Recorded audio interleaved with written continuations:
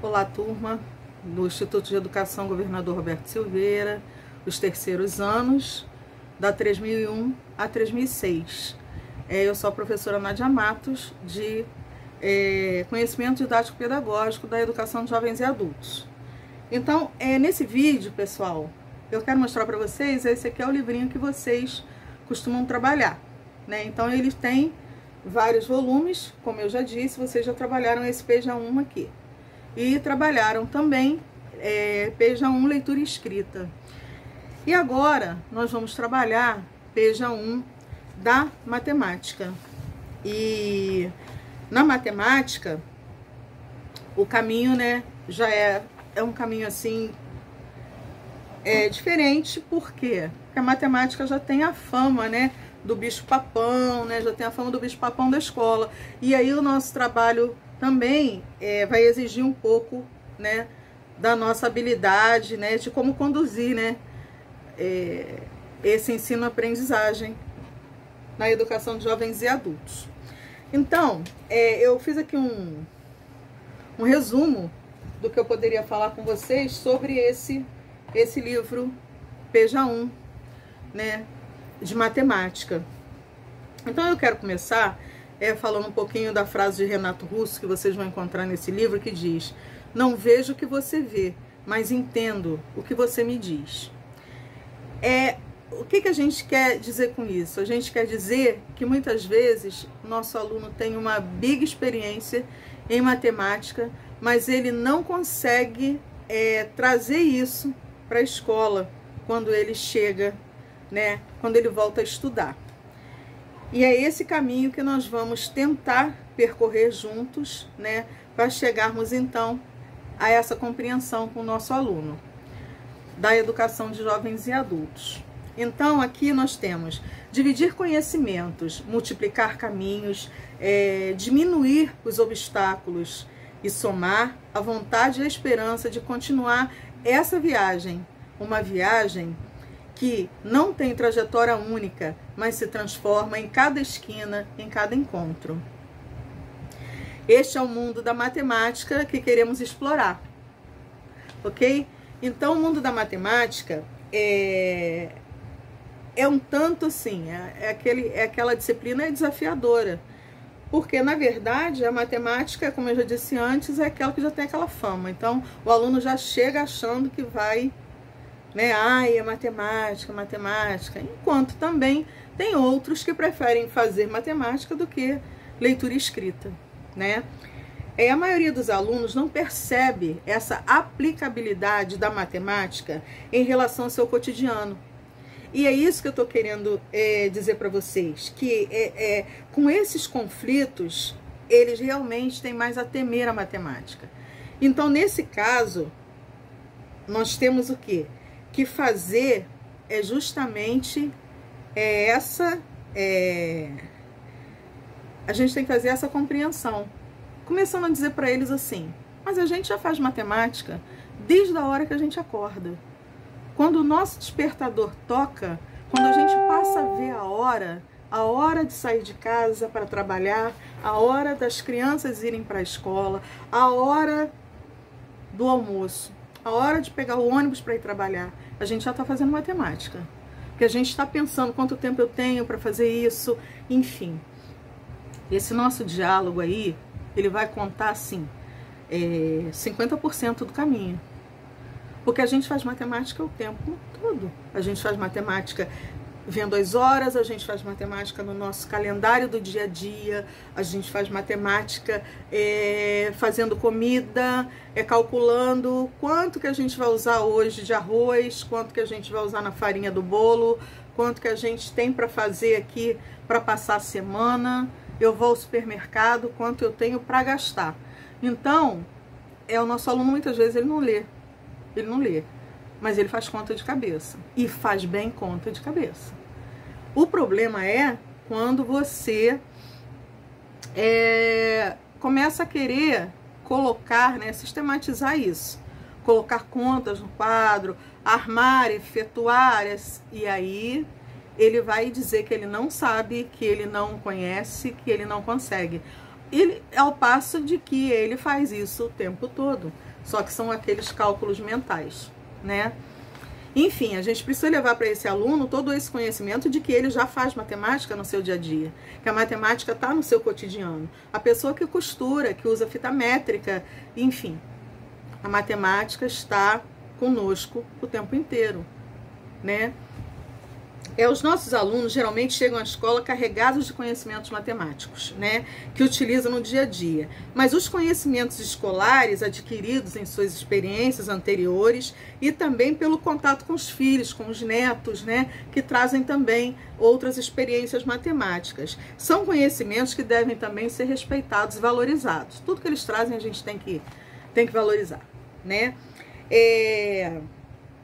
Um dos nossos objetivos aí com essas aulas, enquanto educadores, é fazer com que os alunos percebam a matemática da escola está associada à sua vida, e não o oposto, não está dissociada, ela está associada, ela está dentro da sua vida, né? E a matemática, então, ela precisa ser classificada como algo que já faz parte do seu dia a dia. Nós só estamos na escola aprimorando, né, os nossos cálculos.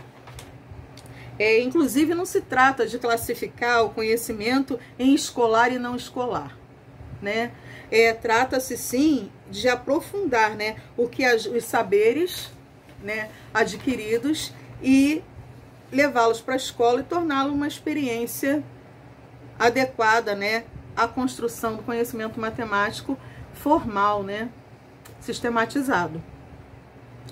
Então, cabe a nós, professores, né, para que isso possa ocorrer de uma forma tranquila, de uma forma natural, cabe a nós, professores, promover o diálogo em sala de aula, socializar esses conhecimentos, descobrir novas formas de resolver o mesmo problema, né, mesmo que seja um problema matemático, e ensinar a matemática viva, né, intimamente ligada aos interesses e necessidades do homem ou dos nossos alunos. Eu vou dar uma lidinha aqui nas palavras de Biratã, que diz, segundo Biratã de Ambrósio, criador do termo etnomatemática, a etnomatemática é a arte ou técnica de expressar, conhecer e entender matemática nos diversos contextos culturais. Então, a etnomatemática propõe um mergulho, né, no universo de diferentes contextos sociais de nossos alunos, para que assim nós possamos identificá-los não só como produtores de cultura em seu meio social, mas também produtores de conhecimentos matemáticos, né, e conhecimento que deve tornar o educando sujeito da sua educação. Ok. Na última página do livro de vocês vão encontrar um texto que fala da tecnologia, né? Como é que o nosso aluno que não consegue sistematizar aí os conceitos matemáticos ainda, como é que na sua vida do cotidiano? Porque, por exemplo, o caixa eletrônico. O caixa eletrônico é uma coisa que muitas vezes causa muito problema. Que o nosso aluno tem medo, né, de mexer no caixa eletrônico. Ele muitas vezes não sabe com o cartão dele, ele não sabe sacar o dinheiro dele do salário ou sacar outra fonte de renda que seja da aposentadoria, talvez, enfim. E o nosso aluno, ele precisa pedir ajuda às pessoas, ele não consegue lidar com essa parte tecnológica também, né?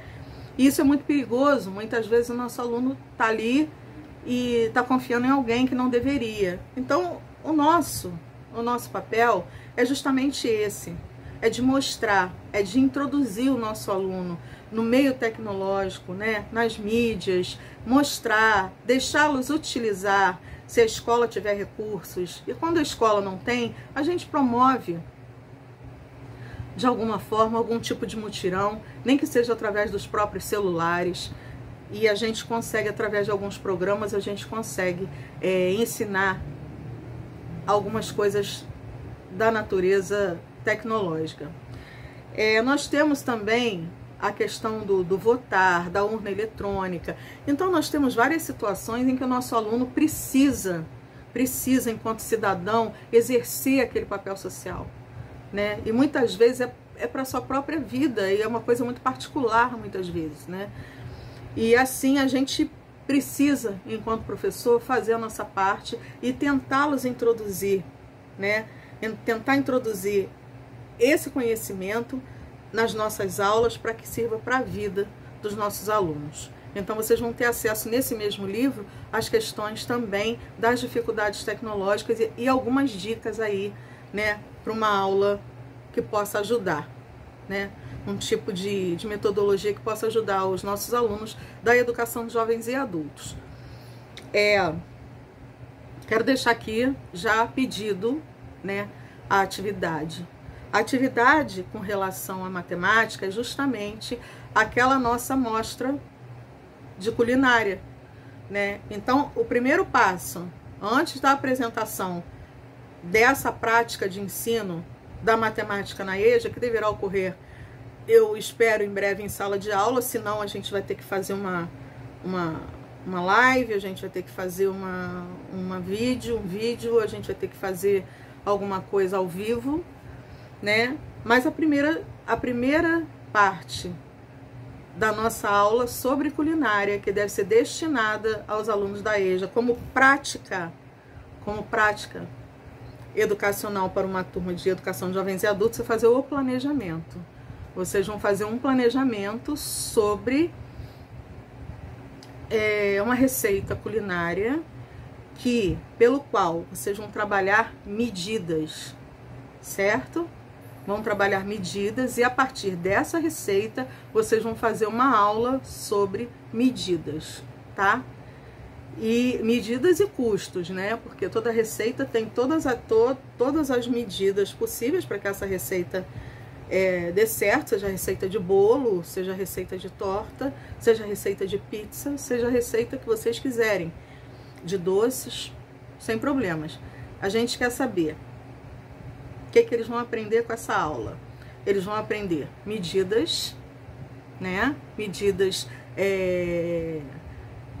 padrão para essas receitas, quilograma, grama, né?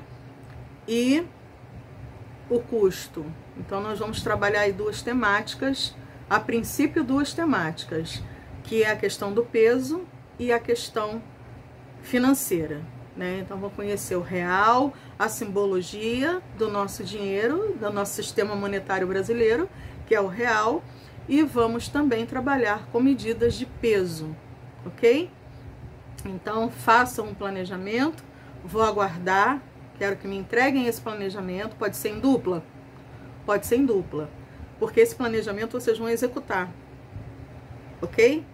Então a gente vai fazer na sala de aula, nós vamos fazer esse laboratório como se estivéssemos trabalhando com uma turma de educação de jovens e adultos, ok? Então eu aguardo bons trabalhos e vamos partir para a metodologia agora.